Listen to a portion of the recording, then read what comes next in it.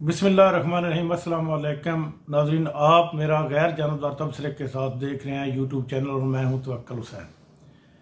मियां नवाज शरीफ ने जो 21 अक्टूबर को आने का ऐलान किया था, वो उनका ऐलान जो है वो इस वक्त खटाई में जा रहा और ये उम्मीद नहीं की जा सकती कि मियां साहब 21 अक्टूबर को दोबारा पाकिस्तान में वापस आएंगे।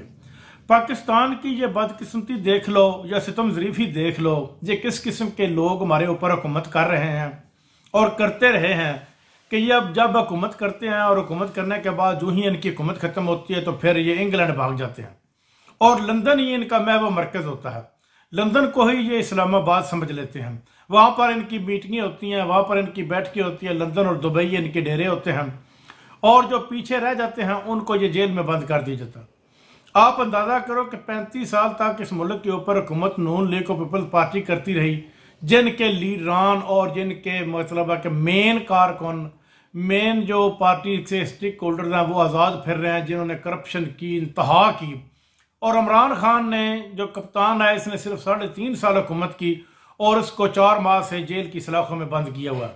ये कौन सा इंसाफ है? जब इस किस्म का इंसाफ मुल्क में होगा तो फिर उस मुल्क का खुदा ही वारिस हो सकता है, उस मुल्क को खुदा ही कायम रख सकता है। लेकिन उसकी अपनी आवाम या अपनी लोग या अपनी हुकूमत या अपने अदारे ये नहीं चाहते कि ये मुल्क किसी तरह क़यामत तक कायम रहे, क्योंकि उन्होंने नाइंसाफ़ी का एक इंतहाई प्रचार कर दिया है इस मुल्क में।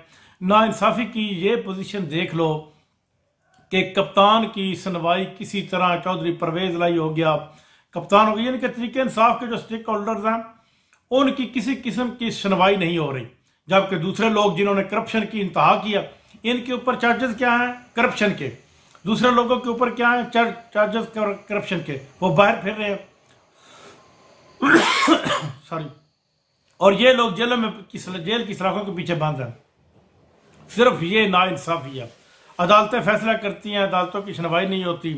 पुलिस जो कार्रवाई करती है उसको उनसे ज़बरदस्ती कार्रवाई करवाई जाती है कि इस तरह की कार्रवाई करो। कप्तान को जूं ये जेल में बंद रखेंगे तो उसकी पार्टी की मकबूलियत बढ़ती जाएगी। इस वक्त जो मौजूदा नून लीग की पोजीशन है, इसमें 34 MNA ने नून लीग के उन्होंने इलेक्शन लड़ने से इनकार कर दिया। बिल्कुल उन्होंने कहा कि हमने इलेक्शन ही नहीं लड़ना। बाकी जो भी इलेक्शन लड़ेंगे वो सिर्फ और सिर्फ इसलिए लड़ेंगे कि जो जाते जाते मियाँ शहबाज शरीफ, छोटे मियाँ साहब 1-1 अरब रुपया इनको दे गए थे वो हजम करने के लिए। अब मियाँ साहब के, बड़े मियाँ साहब के इस्तकबाल का मसला रहा। इस्तकबाल के लिए जो मियाँ साहब ने कहा अपने MNA को, MPs को कि मेरे इस्तकबाल के लिए कम अज़ कम 15 लाख लोगों को इकट्ठा किया जाए, तो उन्होंने कहा कि 15,000 भी अगर इकट्ठे हो जाए तो खुशकिस्मती होगी कि लोग नून लीग के नाम से भी रात को उठ कर डरते हैं और बैठ जाते हैं कि नून लीग 16 महीने हमारे ऊपर हुकूमत करके गई है। हो सकता है सुबह होते ही तेल फिर 20 रुपये बढ़ जाए, पेट्रोल फिर बढ़ जाए, डीजल फिर बढ़ जाए, गैस फिर बढ़ जाए, क्योंकि ये नून लीग के कारण। अगर ये सियासतदान होते तो जाते जाते ये IMF के जकड़े में पाकिस्तान को जकड़ा कर चले गए। ये IMF से कर्जा ना लेते।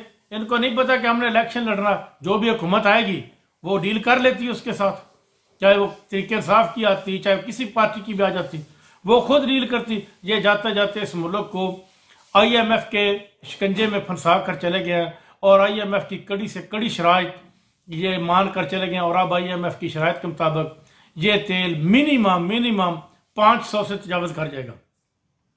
अब तो पहली के बाद फिर इन्होंने बढ़ाने का ऐलान कर दिया है। यानी कि ये गरीब के मुंह से इन्होंने लुकमा छीनने का अंदिया देकर और कोशिश करके ये चले गए। और अब किस मुंह से वोट मांगने के लिए अवाम के पास जाएंगे?